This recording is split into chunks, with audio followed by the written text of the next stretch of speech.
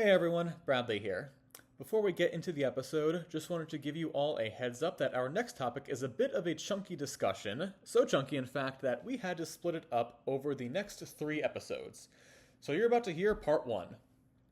Additionally, these episodes were recorded based off of a PowerPoint presentation, so you may hear some clicking, slide, transitions, and references to images. But if you're interested in seeing the actual presentation, we are putting it up on our new YouTube channel, youtube.com/@everyone.else.podcast. So if you like the show, you can head over there and watch the video version, and you might as well subscribe while you're there.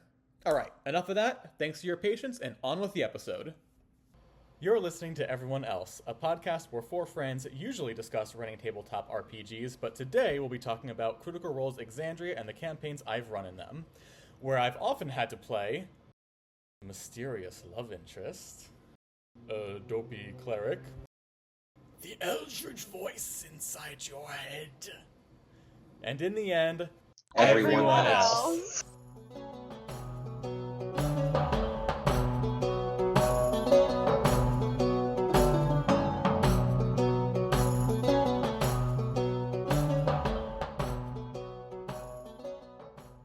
So, hey everyone, welcome back to another episode, Everyone Else. I'm Bradley. I'm Max. I'm Julian. I'm Kate! And we play Everyone Else. So, today, as you may have heard in the intro, we're doing a bit of a different kind of episode. A couple episodes ago, during mine and Kate's inspiration talk, we had floated the idea of doing more of a deep dive into my main inspiration, Critical Role's Exandria, so we kind of ran with that. And today I'm going to be talking to you all about why I love Critical Role. Dive headfirst, baby. So, first, let's just start off with, what is Critical Role? So, Critical Role, put simply, is a bunch of nerdy-ass voice actors who sit around and play Dungeons & Dragons. It is made up of Matthew Mercer, the primary DM for their campaigns, Marisha Ray, Liam O'Brien, Sam Riegel, Laura Bailey, Travis Willingham, Taliesin Jaffe, and Ashley Johnson, who are all 8 best friends and professional voice actors. It started with all of them playing for 2 years in their own home game, before eventually being approached by Felicia Day to stream their D&D campaign on Geek and Sundry, beginning in March 2015. It all actually started as a birthday present from Matt to Liam, who wanted to play D&D again, and Matt offered to run a one-shot for him, plus some other of their voice actor companions that they had. And they all got so hooked on it that they started making it a semi-regular game. Wait, that's the cutest thing I've ever heard. It was a birthday present? Yeah, it was. That's so cute! Liam and Sam are, like, actual real-life best friends, like, even before this. And they had their own podcast called All Work, No Play. And in one of the episodes, they, like, talk about, like, yeah, so for my birthday coming up, our good friend Matt Mercer is going to be doing this, and Sam's going to be playing, and Sam, like, he had 0 experience with D&D, so he was like, what is this game? Like, just trying to get an understanding of what it was. And he's like, all right, well, I'll just play the worst. What's, like, the worst thing you could think of? And Liam said, all right, what about, like, a gnome bard? Okay, yeah, sure, I'll do that, whatever that is. And then the next episode they come back, they're like, that was so much fun, I have the itch, we need to keep playing. And they did. That's hilarious. Mm-hmm. So Critical Role then streamed on Geek and Sundry on their Twitch, and they had another, like paywall site called Alpha that it was on for a while as well. And they did that for all of Campaign 1 and the first 19 episodes of Campaign 2. After which point, Critical Role then separated from Geek and Sundry and became their own independent entity in the summer of 2018, and have been their own, I think it's like Critical Role Productions, ever since then. So, some of the canon show content. We have Campaign 1, which follows the group Vox Machina, ran from March 2015 to October 2017. That's just from the streamed content. over 115 episodes plus 3 one-shots that covers about 447 hours. Good God. Campaign 2 went from January 2018 to June 2021, over 141 episodes, plus 3 one-shots, and kind of 2 other one-shots additionally, and covered about 550 hours. Campaign 3, following Bell's Hells, went from October 2021 to February 2025, just ending earlier this year, spanned 121 episodes, plus 3 one-shots, and covered about 480 hours. So, a lot of content. They've been doing this for over 10 years now. And they also have a anthology series called Exandria Unlimited, or EXU, that's kind of broken into 3 series. There's EXU Prime, that was 8 episodes originally from the first go of it. That was DM'd by Abria Iyengar, and then they came back for 2 more episodes later on. There is EXU Calamity, DM'd by Brennan Lee Mulligan, which... if you watch anything Critical Role, watch that. It is Absolutely. Okay. I didn't know this. It is probably the best piece of D&D media out there. Really? It is I agree. Phenomenal. I agree. It is so good. And then there's also EXU Divergence, which is also done by Brendan Lee Mulligan, covering 4 episodes that they aired at the end, or after Campaign 3, to kind of bookend that chapter of Exandrian history. There was also one in the middle of Campaign 3 that isn't technically part of the Exandria Unlimited series, but it's a side series it's categorized as like Campaign 3 episodes, like 99, 100, and 101 or something like that. But it's also DM'd by Brannon and is part of that 3-part Calamity. They called it Downfall and Divergence, little set of series that Brennan DM'd.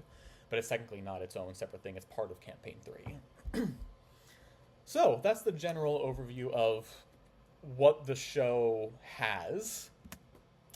And let's talk about what Critical Role did for the community and the game of D&D, because it literally changed the game. Before Critical Role, and I say this as someone who only began playing D&D after watching Critical Role, well, almost after watching Critical Role, but most of my actual knowledge about the hobby from after Critical Role, from what I understand, it seems like it was largely focused on dungeon crawling and fighting monsters and obtaining loot, and didn't have as much a focus on narrative-driven or character-driven storytelling. And I'm sure that was part of people's D&D campaigns, but in terms of what you thought about when hearing D&D for most people in the community, it was more of that war gamey, just fight, get gold, get loot, kill monsters, that kind of thing. But because the Critical Role cast are all prolific actors and voice actors, they just, when they played, they fully committed to their characters, and they shaped the story through their own performances, not from set scripts. The cast have talked about many times how one of the reasons why they love this game is because, as actors, they love the characters that they get to play for their jobs, but there's only so much they could really do with those characters to bring their own take on it, and there is a set script and a set story that they have to follow in it. But with this, they can make any decision that they want to and make the story they want to, make any character choices that they want to. And that just wasn't as big of a factor, from what I understand, before all of this. I also remember, I know the cast have talked about in the very first game they played, when they got together to start the session, Laura Bailey immediately started off with a character voice and was right in character, and that kind of set the tone for everyone. I was okay, this is what we're doing, and it just kind of it went from there.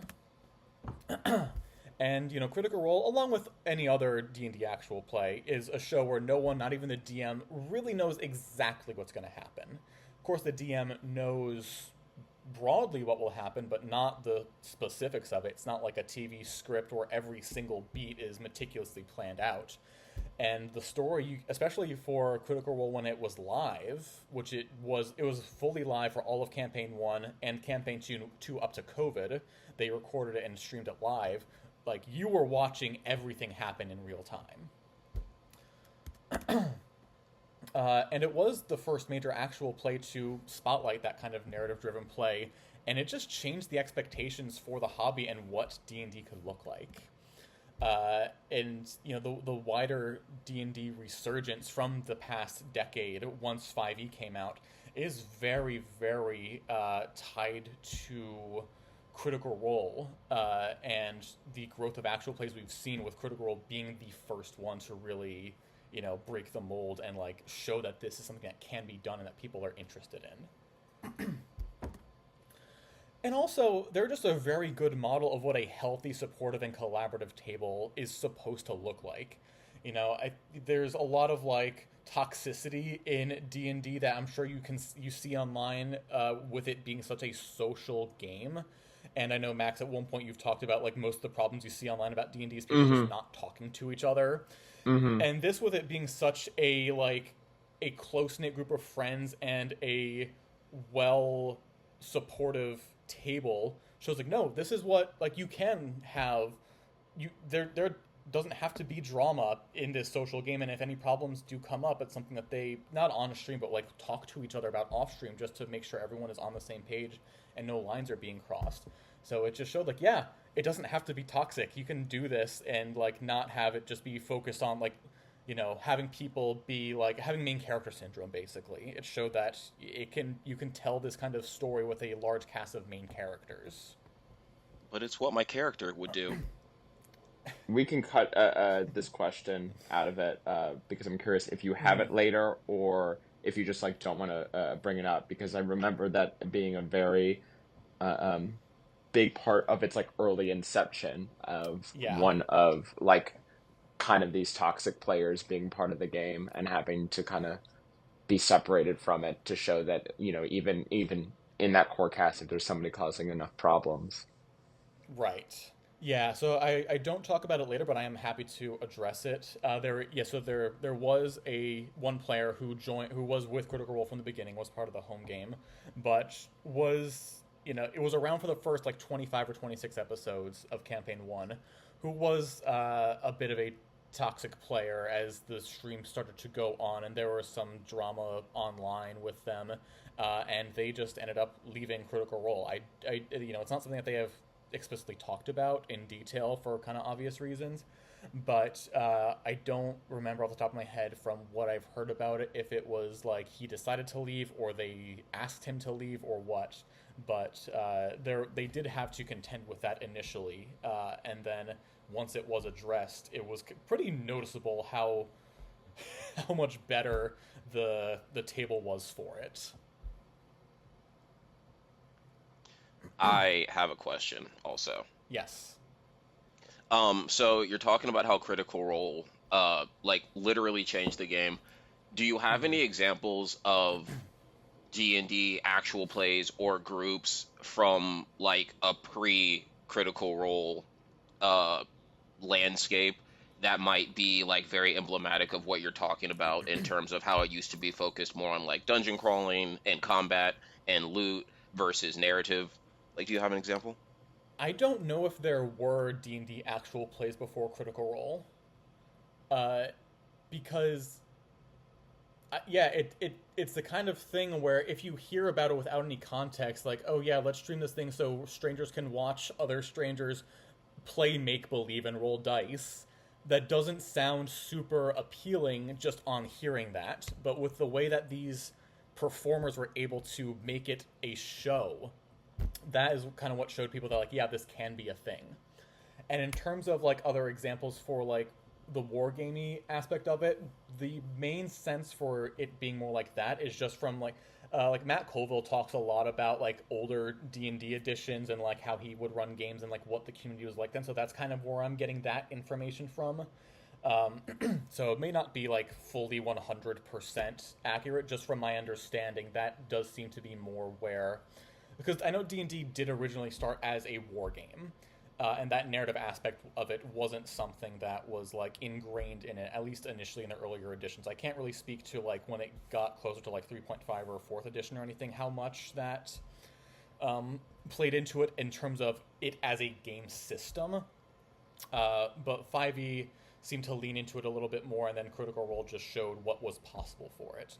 Which, it is, of course, possible with any other older editions, too. Like, I know Brendan Lee Mulligan has said that he ran, I think, a 15-year home game with 3.5 edition that was incredibly focused on the narrative and the story. So what I was referring to before was just about, like, the expectations from the community more at large and as a game system, if that makes sense. My dad played D&D in the 70s and 80s. For my birthday, he actually sent me one of his old books, which is pretty cool. Not gonna lie. But the way he described it is it was very like fight, like more combat driven than anything. Like I'll tell him stories about like the campaigns we've played and how we approach it, and he's like, that's not how we did it. His favorite part though that he would talk about, which I think he would actually really enjoy playing D&D now based on how it seems to be kind of done in comparison, he would just tell fun stories about the different DMs that he would play with and how he's like, a DM makes or breaks a game for the players, because if they suck, like if they're not getting you like immersed in the world, right, you're not into it, which to me screams more like, oh, he's more into the narrative side of things, because if he wasn't, then he'd just be focused on the combat stuff. But he was like, no, this guy would like do voices and be like super into it and would like build the atmosphere, and he would like kind of chuckle to himself if you like didn't get a roll right, and he'd be like, well, this is what happens. And so I think there is kind of an evolution that occurred, just based off what I've heard from my dad when he played. Yeah, and from what I understand, there was a big focus on the dungeon aspect of Dungeons & Dragons, where it's like you would show up for a session and the DM, like, they prepped a dungeon for people to go in. Like, there wasn't necessarily like, oh yeah, you're in a town and heard that there is some loot in this dungeon, so you're going there, and that was kind of the extent of the, like, story reason, and it's just you are there fighting through monsters to get the treasure. Yeah, I think from the versions of like old that I hear, it's a lot more like the campaign aspect is much more of like strings of adventures where you would have a character kind of going through multiple, almost like episodic that we would call now, of like adventures that aren't necessarily connected. I will say on the like actual play aspect, I believe that there's a show called Harmon Quest. Yeah. Oh, which came out, Critical Role? It did predate Critical Role. Oh, interesting. I didn't know that. I was like, let me look it up. For those listening, Harmon Quest is by a guy named Dan Harmon, who you might have heard as being one of the creators for the show Community and Rick and Morty. He is I think, a part of that old guild. I think actually they might be playing Pathfinder. But it's a really interesting actual play to watch, because I think it's like one of those like a missing link kind of species between like Critical Role and what actual play is now, and like D&D of old, because the episode, first of all, it's for an audience that I think is less used to actual play, because each session is edited down way down to 30 minutes. There's like animated sections. It's obviously a lot more of a comedy show because it's with comedians as like their primary version, but it's not very, it's like very, very lore light. It's like the bare bones kind of campaign to kind of get something from A to B, as as a method of playing the game. And there's usually just either like very game puzzle components to it, or very like basic combat components to it. So it feels like a very kind of old style, kind of trying to bridge it into a more like narrative-ish game, but it feel like it's interesting to watch it, especially at the beginning, as a show pre-Critical Role, as an example of like an actual play from that kind of different audience. Yeah, that's interesting. I didn't realize that came out around then, but that does make sense with it kind of, like you said, being that bridge, because it like kind of starts to creep into that slightly more narrative part with it being more comedy focused, but isn't like on that same, like hasn't made that full transition yet. I wonder, do you know when Adventure Zone came out? Because I know that started early on in 5e, but I don't know if it came out before Critical Role. Hold. As resident Adventure Zone girly, hang on. Uh-oh.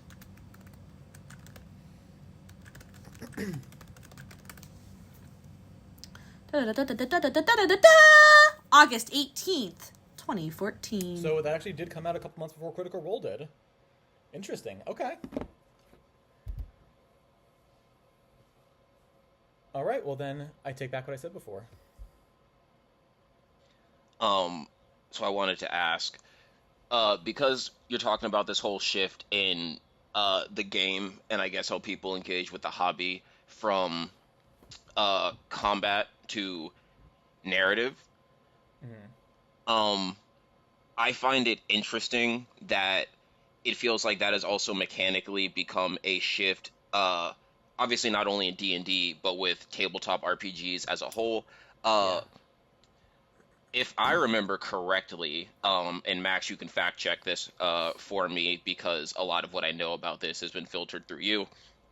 Systems like Powered by the Apocalypse, the game City of Mist feels like iterations of these systems that are more narrative driven, a little light on mechanics, like not devoid of mechanics, but the focus on them is very clearly more in the narrative aspects than the number grind, so to speak. So like other than D&D, what other systems would you say you've engaged with that might be in that narrative heavier zone?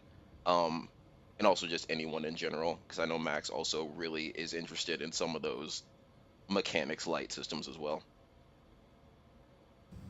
Monster of the Week is very much a narrative-driven play style. It's also argued to be a little bit more episodic in how you approach it, because it's essentially like the like main way to think about it, or at least how it was presented to me when I first played it, was that it's like you're like Scooby-Doo, and like you're just doing a Scooby-Doo episode. But you can like build on it and make it bigger, obviously. Nice. Because it's Monster of the Week, so it's supposed to be like a different thing happening each time. But the roles are so like simplified compared to like a D&D experience. And it's a lot more narrative driven, and that like the keeper, who's the GM, isn't making any rolls and is solely going off of what you, the player, do. And it's not so much based off of stats. It's like based off of luck and chance and then narrative choices that you make. Yeah, and speaking like from like a higher level view of it too, I also feel like so D&D has kind of always been like the main player or figure in like the TTRPG space. And while there have been, I know there have been other, RPGs that have come out like Monster of the Week and other ones that are more narrative focused, I feel like the attention on them really increased with 5th edition and Critical Role, and showing that these more narrative style games can happen, and showing alternatives for people that like if D&D isn't for them specifically, like making those other systems more prolific in the community overall. How do you feel about like popular media like Stranger Things using D&D? Okay, so I actually haven't watched Stranger Things. Oh, okay. So Never mind. It's something that I've always been like, okay, yeah, I'll watch it at some point, and like I do want to, but I just haven't yet. So like, from what I understand, like if I ask a random person nowadays, I feel like about what they know about D&D, I feel like they would say like, oh, you mean from Stranger Things, just like a random guy off the street. So I feel like it's. I mean, the bad guy is literally Vecna. Yeah. So. So I feel like it's, from the little bit I know about it, is probably, I don't know. I don't even know how to say this, so never mind. I just think it's interesting because Stranger Things came out around the same time, I think, when Critical Role was doing its thing. So I I'm not saying that it's linked, but I do think it's interesting that we see it also happening in what I would argue is more mainstream media, a Netflix show. Yeah. As well. Yeah, I think Stranger Things, Critical Role, and the release of 5th edition all kind of created this perfect storm that's caused the hobby to kind of catapult into much more popularity these days. Yeah. I feel like it's also relevant in that conversation to acknowledge that just a few decades ago there was a whole quote unquote satanic panic around D&D. Let's that go. Yes. The whole image of what that hobby was and what engaging with it was completely in the mainstream, fully maligned. I remember, and I truly hope someone remembers this. One of my first visions of seeing what this was was in an episode of Dexter's Laboratory, where exactly, where what happens is you just have this group of the most stereotypical nerds you've ever known in your life, essentially acting in that negative view of nerds from that period of time, just doing D&D like a bunch of geeks. And then after that, I remember the Grim Adventures of Billy and Mandy, where it was just a bunch of D&D players that were literally in a snake cult. So viewpoints have changed. That also, I think, is gonna will lead nicely into the next slide. Oh boy! Which is who are Critical Role? Because if you look at these people, they are very attractive. These are Daddy. These are not your stereotypical nerds. So, and we'll see the rest of them as we go through. But so to kind of go through their it's kind of cheating because this dude plays Levi. Yeah, we got. I was gonna say he plays Levi. Yeah. Wait! I am today years old learning that hunk of man plays the hunk of man that is Levi. Yeah. Okay. Sweet summer child. I need a minute. Yeah, so Matt Mercer, he plays Levi Ackerman from Attack on Titan, Jotaro Kujo from JoJo's Bizarre Adventure, Trafalgar Law from One Piece, Cole Cassie from Overwatch, among many others. These are just a couple of his more notable roles I put on here. To be fair to Kate, it's once a year I will come across a character in something, and I'll be like, wow, I'm curious who voices this character, and it's Matthew Mercer. Yeah. What? The man's range. Oh, okay. Yeah, damn. He was also Ganondorf in Tears of the Kingdom. That was one of his more bigger recent ones. But yeah, so we got Matt Mercer. We have his wife, Marisha Ray, who has slightly less well-known voice acting repertoire, but is very heavily involved on the production side of things. But she voiced people like Eugenie in Fallout 76, Oboro Mikoto and Effie in Fire Emblem Fates, Laura S. Arseed in The Legend of Heroes. We've got Talos and Jaffe, who plays Basil Hawkins in One Piece, Blanca, Street Fighter, Darian Mograine, I don't know if I said that right, in World of Warcraft. He played the Flash in Injustice 2. We have Ashley Johnson, who played Ellie in The Last of Us. She was Patterson in the show Blind Spot. She was in Infinity Train as Tulip Olsen. She was Gwen 10 in the Ben 10 series. And she was in fucking Avengers as Beth the Waitress, who Captain America Yeah, saves. she was. And there are also many other roles that Ashley Johnson has played, because she is also a very well-known actress and voice actress. I didn't know she played Gwen. Yeah, she did. Yeah. She was also Tara in Teen Titans. I did know that. We've also got Travis Willingham, the jock of all nerds, who plays Roy Mustang in Fullmetal Alchemist. He's Porcus Diaz in One Piece. He's Thor in Marvel Rivals and almost every other animated Marvel thing that they've done. He also plays Knuckles in the animated Sonic series. His wife, Laura Bailey, who plays Abby from The Last of Us Part 2. She's Mary Jane Watson from Marvel's Spider-Man. She's Black Widow in everything Marvel nowadays animated. She was also Trunks in Dragon Ball Z. That was one of her first voice acting roles, in the original DBZ. What? Goated. Yeah. And fun fact, so Travis and Laura are married, and they also recently were in I forget what the title of it is, but they were in a Superman movie where Travis plays Superman and Laura plays Lois Lane. Oh, stop. That's so cute. That's so cute. An animated Superman movie, I'm assuming? Yes. We've got Sam Riegel, who played Donatello in the Teenage Mutant Ninja Turtles animated series from the early 2000s. Nice. He was Phoenix Wright in Ace Attorney. He also played Teddy in the Persona series.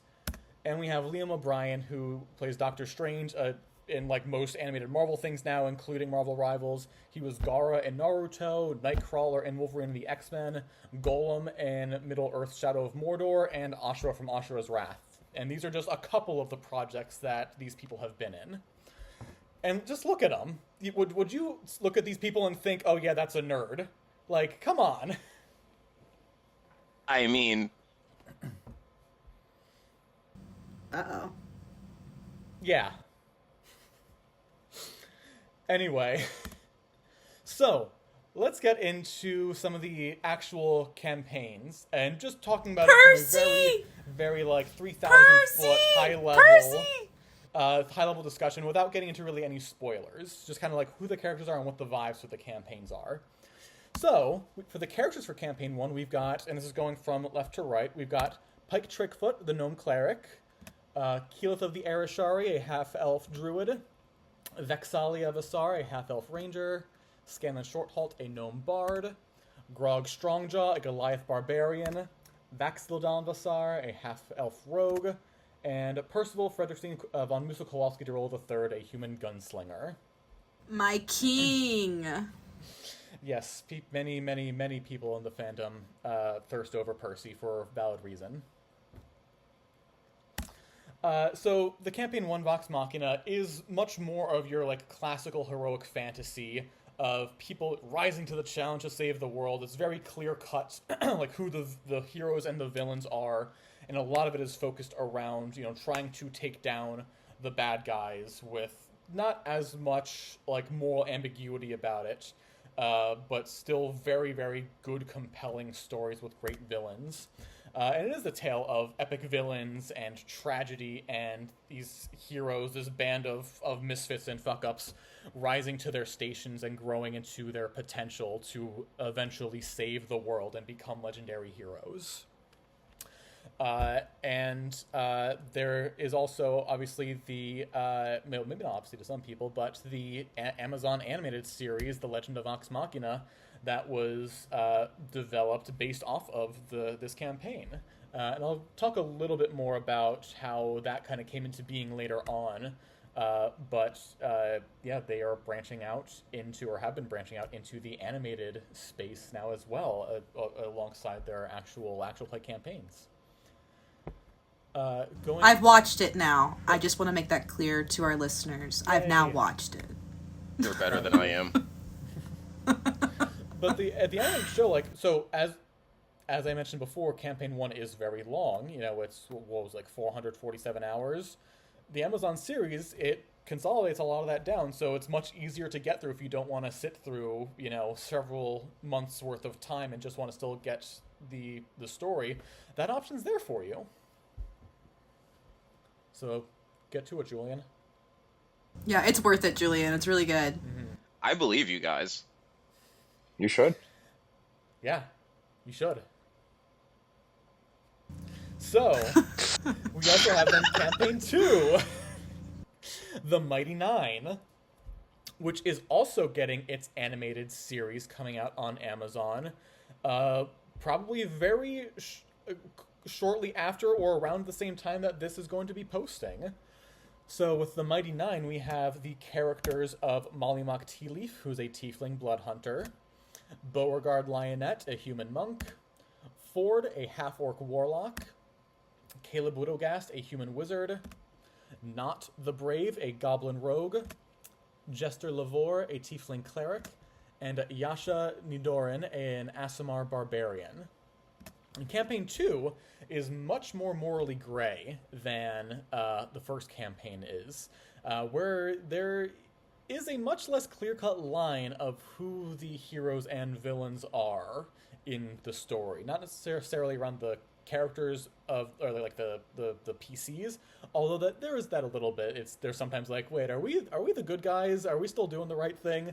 But just kind of more broadly, like the quest that they go on, it's less clear who the heroes are that they should be working with. And it also shows the impact that a small, dedicated group of people can have on some more systemic change. And it is a journey of these flawed people navigating these very complex political systems, revealing conspiracies, and uncovering deep lore and secrets about the world that can change the world forever. So it is very if you're into that kind of like subterfuge and following like narrative threads and secrets, Campaign 2 is a very good one to watch as well. This is the one that Max said I would like the best, right?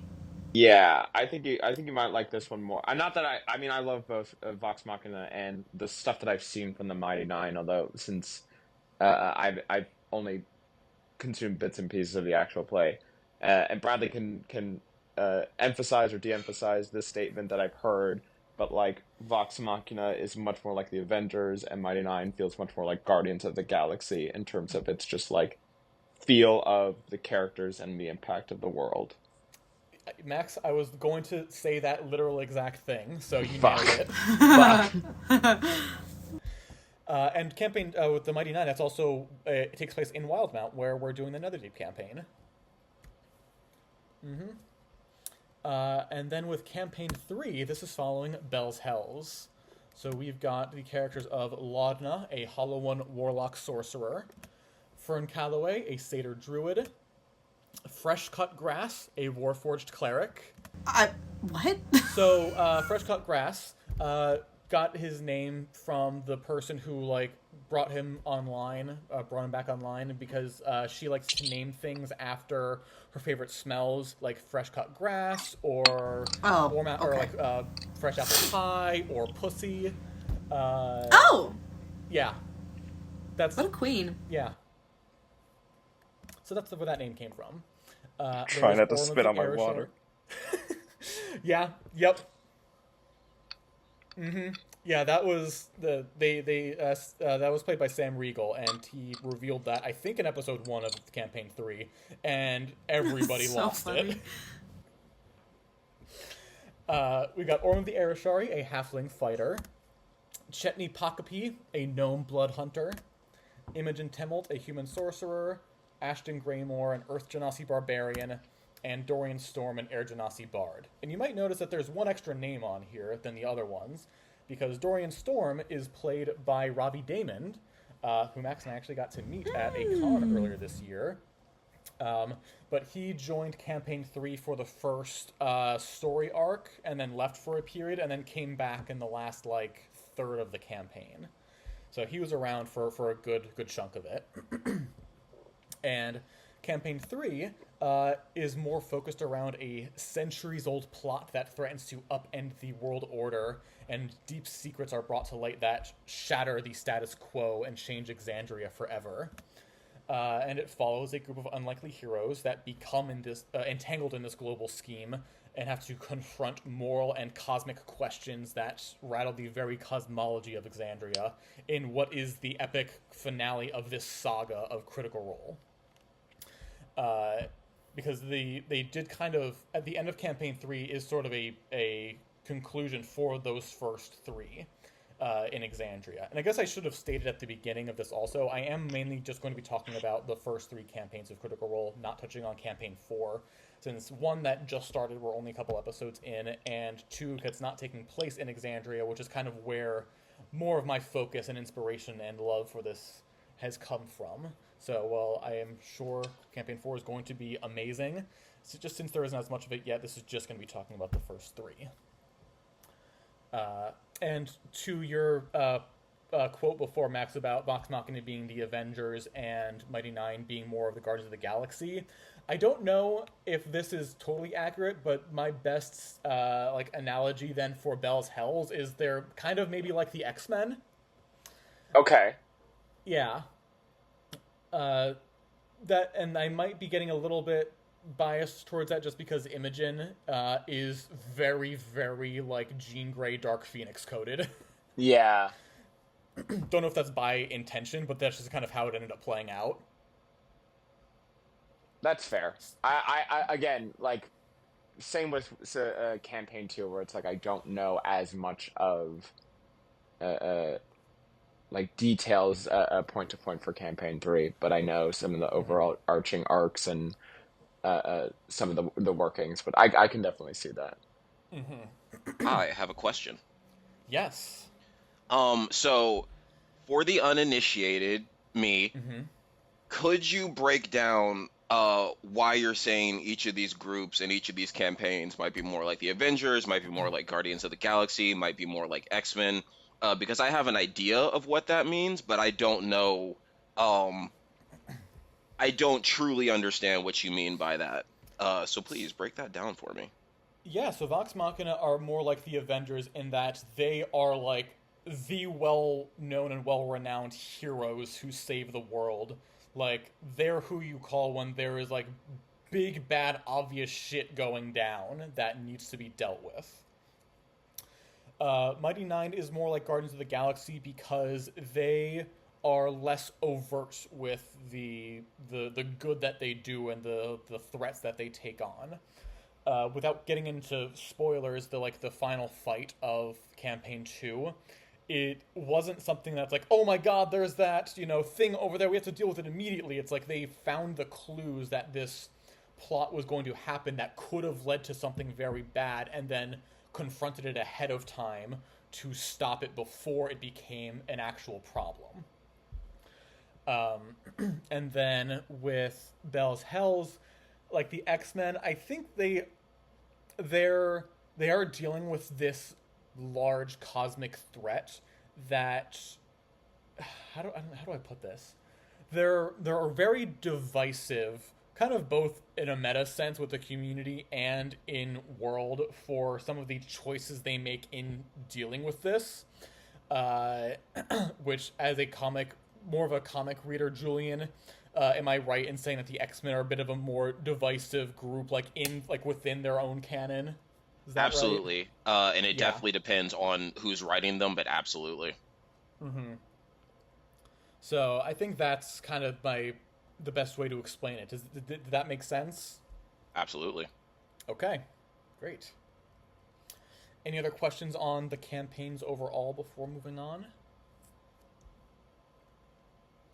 Oh, right. Actually, yes, wait, I have one. What levels did these campaigns cap at? Oh, yes. So campaign 1, when they started streaming, I think they started at level 9 and they went all the way to level 20. They started at level 9? With the stream. Their home game, they started at an earlier level. I don't remember if they started at level 1 or not, with the home game, but when the stream started, they were at level 9. It might have been level 10 or 8, but it was around there. But they went to level 20. The final fight happened with all of them being either level 18 or 19, and then after the final fight, they all went up to 19 or 20, and then in the one-shots they had after, everyone was 20. Campaign 2, they started off at level 2, and it went to... they started the final fight at level 15, came out of it at 16. In their next one-shot, they were level 17, and then for the one-shots after and their future appearances, they were level 20. And then for Bell's Hells, they started at level... It might have been level 4 that they started at. It was like 3 or 4 or something. And they ended at, I think, also 15. And they might have leveled up once or twice, after the final fight. How would you say that them, I guess for campaigns that weren't Vox Machina, because that had background leading into them being level 9, but for the other two, would you say that them not, how would you say that them not starting at level 1 impacted how those campaigns began and progressed? So, while those campaigns didn't start at level 1, campaigns 2 and 3 still started at relatively low levels 2 and 3 respectively, specifically. So we still got to see the characters at the beginning of their journeys, where they were still very green and very new to the adventuring life. It was also an interesting transition compared to Campaign 1, where we started off seeing Vox Machina already having access to these relatively high-level abilities and spells, so the kinds of situations that they were put in right off the bat just had a larger scale to them, which also kind of ties back to the analogies of them being like the Avengers, because we never saw them on stream as being those inexperienced heroes just like trying to stop a few bandits from harassing a town. They were just instantly right into the action with these higher level threats. Then going into Campaign 2, and eventually 3, seeing those heroes start at a much smaller scale in terms of the threats they were dealing with, but then also getting to watch them grow into the heroes they would eventually become based off of those starting points was an interesting experience that was afforded by them having started at those low levels. I don't think there would have been too much of a difference if they had started at level 1 for campaigns 2 and 3, aside from the combat encounters probably being slightly less deadly. And, level 1 is kind of just something you just really need to get through, since it's when the characters are at their most vulnerable, and the characters just have less in their arsenal and less they can do.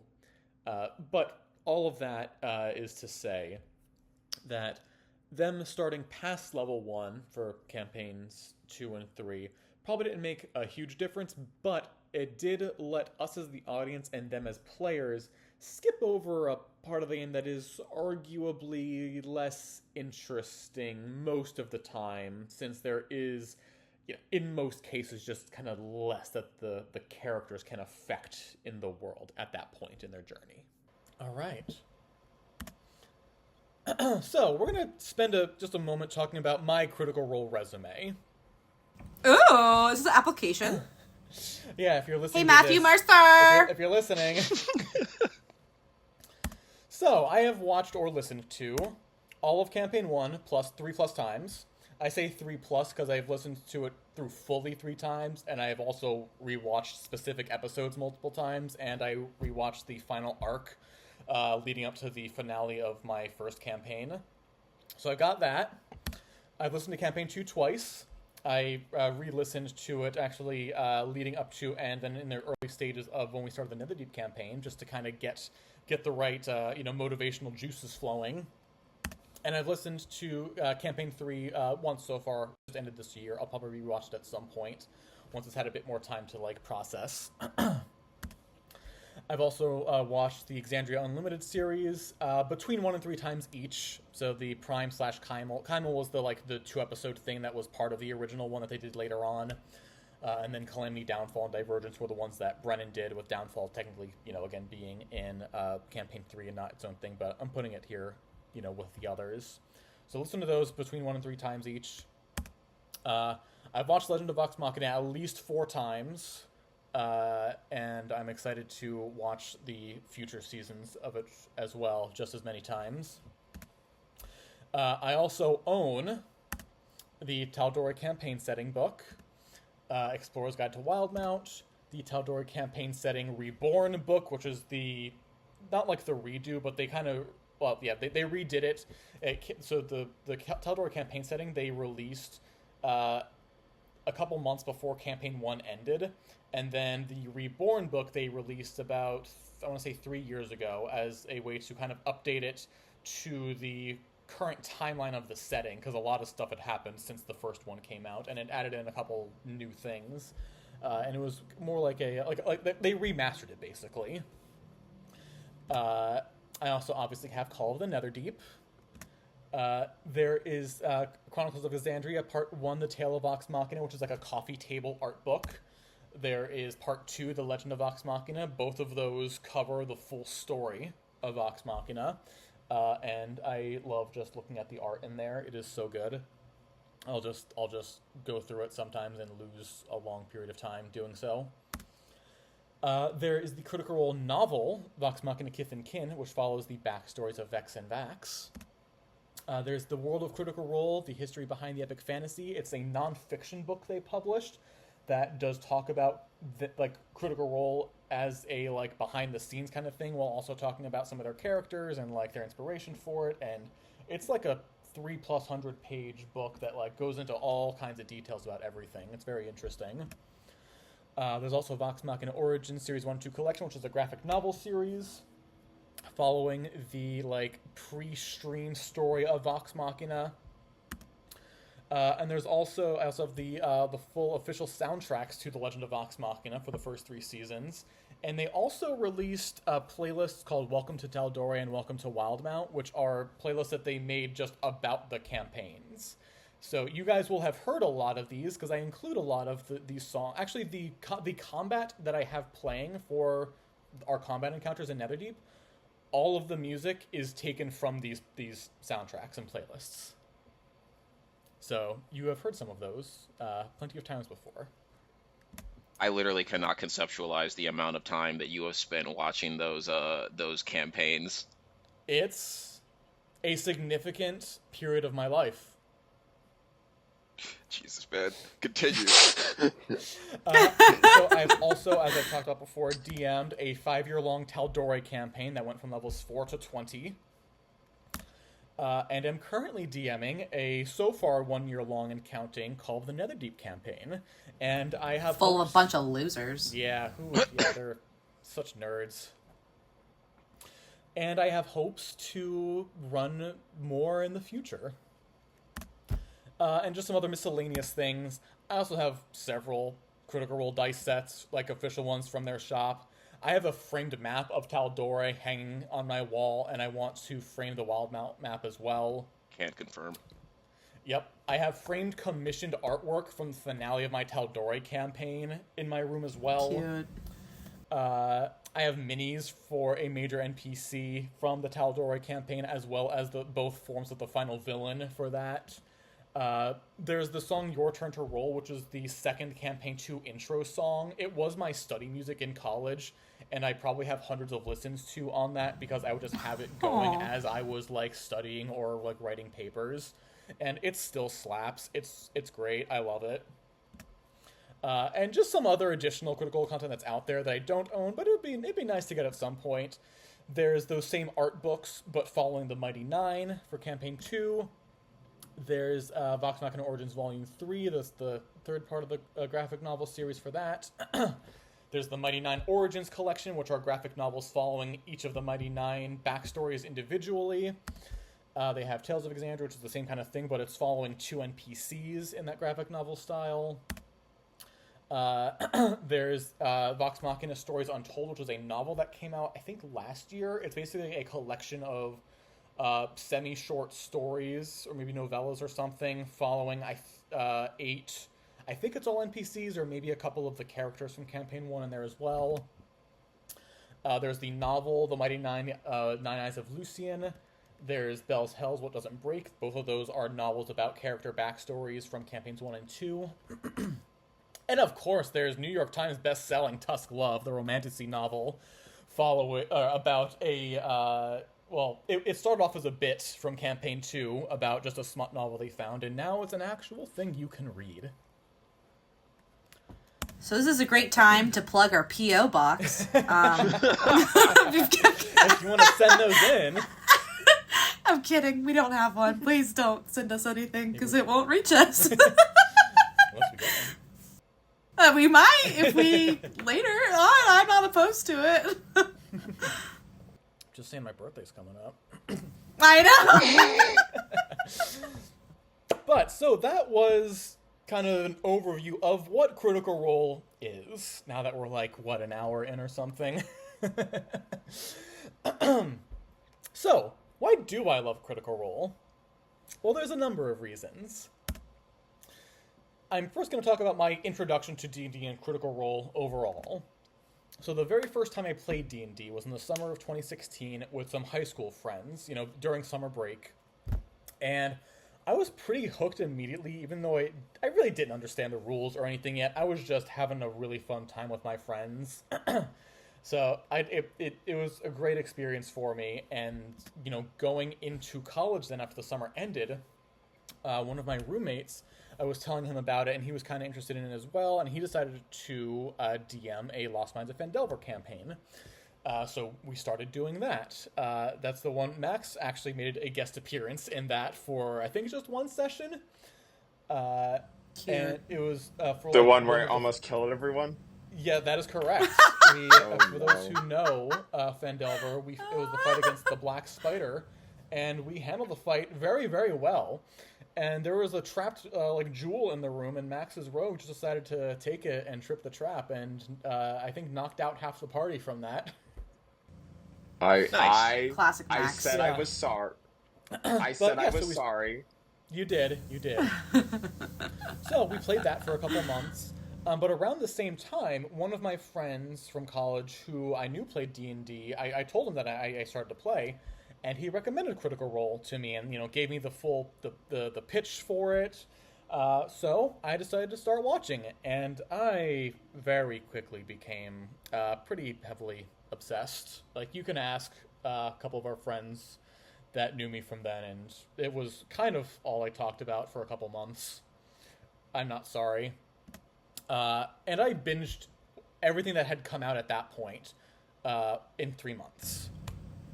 Oh my god. Which it was about 2/3 of what Campaign 1 would end up being. So like 80 episodes worth. And also, the first episode I watched, fun fact, I watched on my birthday. The first one that I caught live, I mean. It started streaming the day before my birthday, but with it being on the West Coast and me being on the East Coast, it bled over into my birthday. Since they start streaming, at 7 o'clock their time, 10 p.m. Eastern. So I got to see it on my birthday, the first live episode. Which was also a boss fight, so that was fun. But then, when our college campaign ended up fizzling out, just as D&D campaigns sometimes do, I just... Not ours. Not ours. We are... we are a special case, I feel like. But I just missed the game. So, over that following winter break, I just started writing my own Tal'Dorei campaign, because the source book, the Tal'Dorei book, had come out at some point earlier that year. And Campaign 1 had, at this point, Campaign 1 had ended. So I was just missing it. Now, I also love the cast. So we've got, obviously, Matt Mercer, the Dungeon Master, the Master Storyteller, who's with, rich world building, quick improv, and immersive character work for his NPCs. Sam Riegel, the chaotic, comedic genius, and clever support player who can surprise you with deep emotional hits. Like, Sam will play the most goofball character and then will turn around and tear your fucking heart out with them. We've got Liam O'Brien, who is an expert of slow burn character arcs and moral depth and always elevates the emotional stakes. Like, Liam is not just a theater kid, but a Shakespeare theater kid. That's obvious. He infamously likes to play sad boys. In the Tal'Dorei Reborn book, Matt made a subclass, the College of Tragedy Bard, specifically for Liam to play at some point. Which I think his character in Campaign 4 might be that, because he is a bard and he owns a theater. I don't know if it's been confirmed yet, but it seems pretty likely he's probably a College of Tragedy Bard in Campaign 4. We've got Laura Bailey, the fearless role player who always brings that instinct emotion and inventive problem solving to everything. As I mentioned before, she was the one who got people to be comfortable with really getting into the role play of their characters. Travis Willingham, the steady team anchor who has sharp tactics and clutch high pressure decision making and makes very bold choices. When shit gets real, you see the gears turning and the tactics coming out from him. And in campaign 2, his character made one of the boldest choices I have ever seen, and is like one of my top favorite moments from like any of the campaigns. Like it was very, very cool to watch. Ashley Johnson, the heart-driven storyteller whose empathy and sudden ferocity can create unforgettable character moments. You know, same. She just gets so into the characters and knows how to pull on the heartstrings just right to really make it hurt. There's Marisha Ray, the bold strategic risk-taker who combines mechanical knowledge with experimental creativity. The amount of times you'll hear Marisha in a game or combat say, like, okay, hear me out. I want to try something weird. And it a lot of the times works out. And then we also have Taliesin Jaffe, the worldly wildcard whose unconventional builds and honed narrative instincts leads to just some of the most iconic lines in the series. Without giving any spoilers, one of my favorite lines from him was, my gift to you is I wish for people to mourn you when you're gone.